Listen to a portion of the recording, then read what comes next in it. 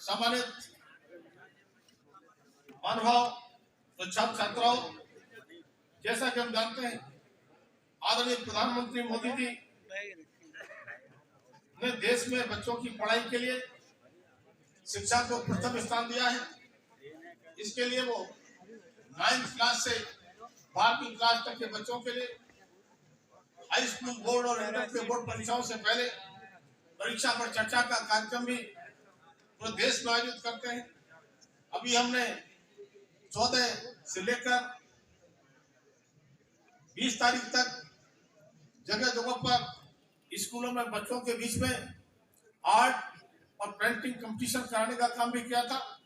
और 27 तारीख के लिए, पिछली 27 तारीख के लिए, 27 जनवरी के लिए हम सबने देखा कि परीक्षा पे चर्चा के लिए आदरणीय प्रधानमंत्री जी ने छात्र छात्राओं के साथ संवाद और लंबी चर्चा भी की। मैंने भी 30 कॉलेज इनवाइट किए थे, उसमें 27 कॉलेज के बच्चे आए थे। एचपी इंटरनेशनल बधाई, जिसमें 27 के बच्चों में 618 बच्चों ने भाग लिया था। और मैं भी उस कार्यक्रम में लगातार शाम तक रहा। परीक्षा पे चर्चा की एक पुस्तक आदरणीय प्रधानमंत्री जी ने एग्जाम वॉरियर्स के नाम से उल्लेख किए और उसमें बच्चों के लिए परीक्षा में होने वाला डर, परीक्षा आने से पहले चिंता, जिसे हम परीक्षा का फीवर जैसे कहते हैं, उसको दूर करने के लिए बहुत सारे टिप्स दिए हैं। उसी से संबंधित गार्जियंस के लिए भी कई प्रकार के टिप्स पुस्तक में दिए। मैंने एक बड़ी संख्या में पुस्तक मंगाकर हर स्कूल को छात्रों को भिजवाने का काम किया था। उन पुस्तकों से बच्चे उन टिप्स को पढ़ेंगे तो आज वो हो सकता है कि इंटर के छात्रों, 9th के छात्रों, हाई स्कूल के छात्रों आने वाले समय में वो पुस्तक उनके लिए, उनके भविष्य के लिए मील का पत्थर साबित हो सकती है। तब मैं कह सकता हूं आदरणीय प्रधानमंत्री मोदी जी ने 2014 से अब तक शिक्षा के क्षेत्र का कायाकल्प करने का काम किया है। नए अखिल भारतीय आयुर्विज्ञान संस्थान खोले जाने के साथ ही मेडिकल ग्रेजुएट और पोस्ट ग्रेजुएट सीटों की संख्या पहले की तुलना में बड़ी संख्या में बढ़ाने का काम भी किया है।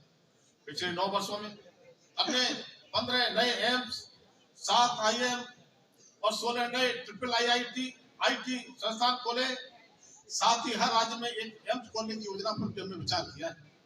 हमारे स्वास्थ्य पर, हमारी जीवन शैली, हमारे खान पान का विशेष प्रभाव रहता है। इसके लिए आदरणीय मोदी जी का आभार व्यक्त करना चाहता हूँ कि उनकी पहल पर संयुक्त राष्ट्र की बैठक में अंतर्राष्ट्रीय स्तर पर 21 जून के लिए योगा दिवस मनाने का निर्णय हुआ। और आज केवल भारत ही नहीं, दुनिया के 192 देश योगा दिवस 21 जून को मनाने का काम करते हैं।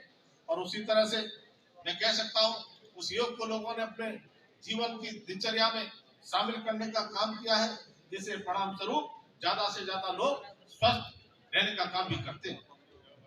सम्मानित महानुभाव, इतना ही नहीं, स्वास्थ्य की दृष्टि से, किसानों की आय बढ़ाने की दृष्टि से, अपने कृषि को मजबूत करने की दृष्टि से अंतर्राष्ट्रीय स्तर पर संयुक्त राष्ट्र में माननीय प्रधानमंत्री जी ने इस 2023 के लिए मिलेट ईयर मनाने का निर्णय भी लिया है। मिलेट ईयर माने मोटा अनाज, जिसके लिए वित्त मंत्री जी ने बजट में मोटा अनाज का नाम श्री अन्न दिया है। अन्न तो सबको कहते हैं, लेकिन मोटे अनाज को श्री अन्न का नाम दिया है।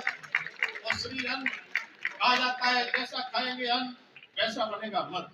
हमारा मन जब स्वस्थ होगा, हमारा शरीर जब स्वस्थ होगा, तो निश्चित रूप से शिक्षा में भी हमारा मन लगेगा, स्वास्थ्य हमारा अच्छा रहेगा।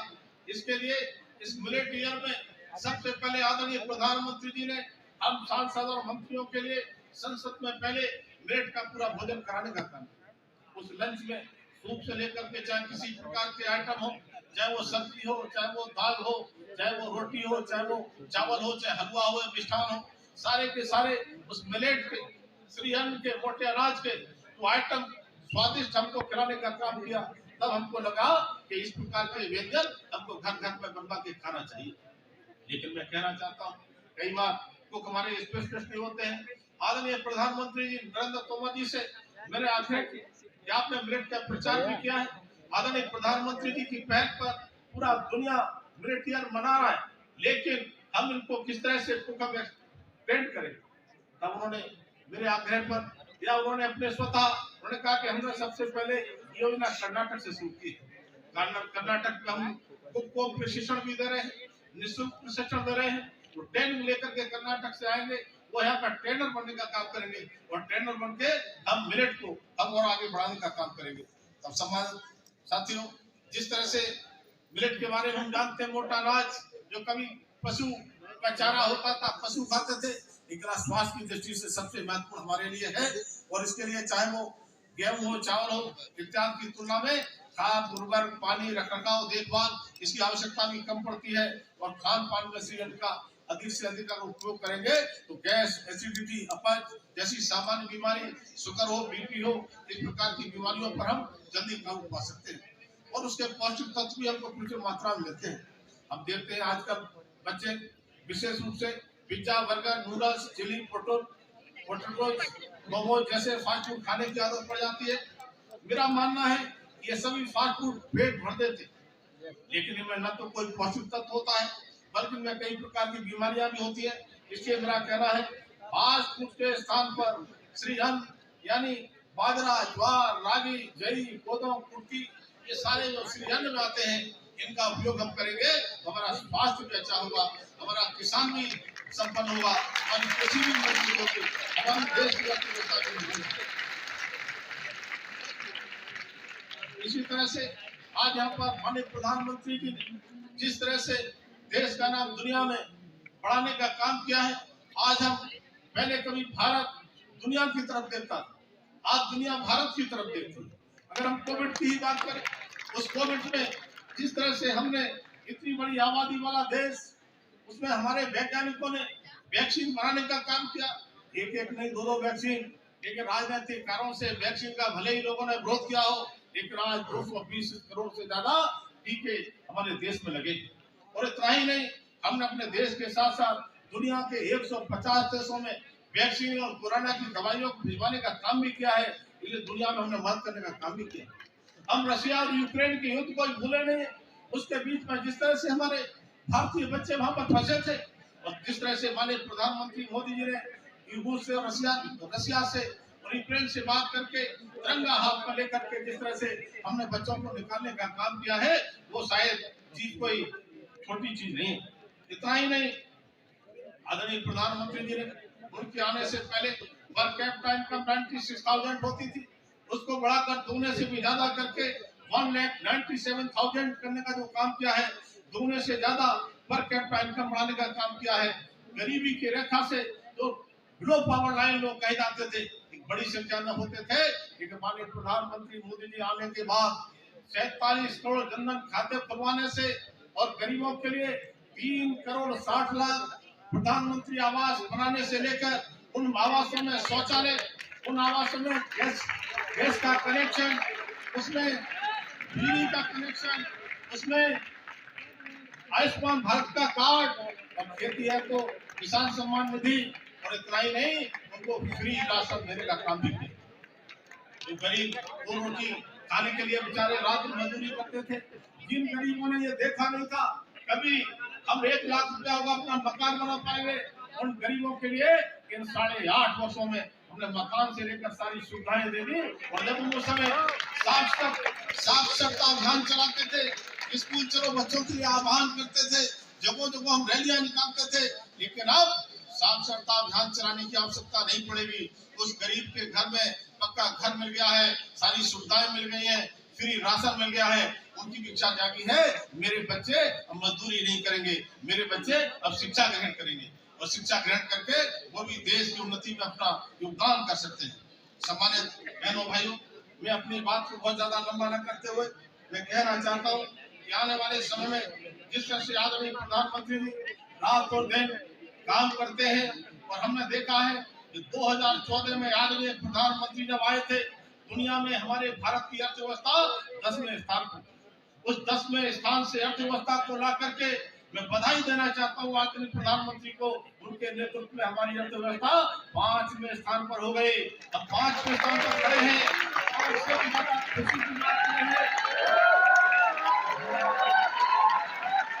इससे भी ज्यादा खुशी की बात यह है, जिन अंग्रेजों ने हम पर शासन किया, जिनके हम गुलाम रहे, लंबे समय तक गुलाम रहे, वो ब्रिटिश हुकूमत उसको पछाड़ करके छठे स्थान पर कर दिया।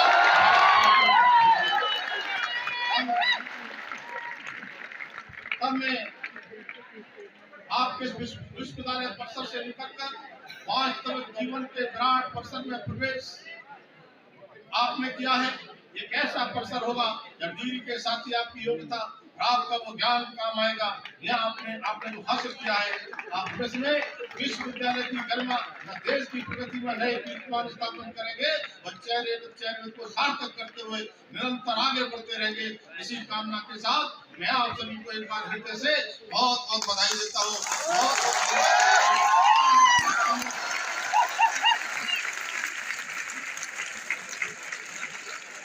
आने वाले समय में इस विश्वविद्यालय की प्रगति में, इस विद्यालय को आगे बढ़ाने में मेरी भी कहीं भी कोई आवश्यकता पड़ती है, मेरे किसी भी सहयोग की आवश्यकता है, मैं कंधे से कंधा मिलाकर आप सबके साथ में खड़ा रहूंगा। और साथ ही साथ मैंने कहा राज्यसभा का सांसद पूरे प्रदेश का सांसद होता है, मैं आपका भी सांसद हूँ। तो मैं यहाँ पर मुझे जानकारी मिली कि गेट नंबर 3 को एलुमनी गेट इसे कहा जाता है, तो बनाने की आवश्यकता है। उसे बनाने के लिए 15 लाख रुपए की मदद राज्यसभा निधि से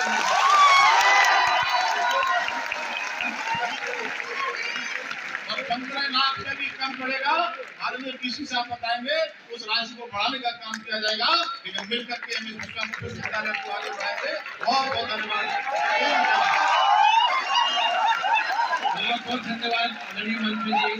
और क्योंकि आपके पास समय की बहुत कमी है, मैं सीधे सीधे अपने माननीय कुलपति महोदय से अनुरोध करता हूँ आज के कार्यक्रम का एक स्मृति चिन्ह माननीय मंत्री जी को समर्पित करें और माननीय मंत्री जी की बड़ी सहायता राशि की घोषणा के लिए उनका बहुत बहुत धन्यवाद भी करते हैं। 48वें स्थापना दिवस के अवसर पर आपने प्रगतिशील भारत से प्रगति भारत का एक चरित्र। बहुत बहुत धन्यवाद माननीय मंत्री जी।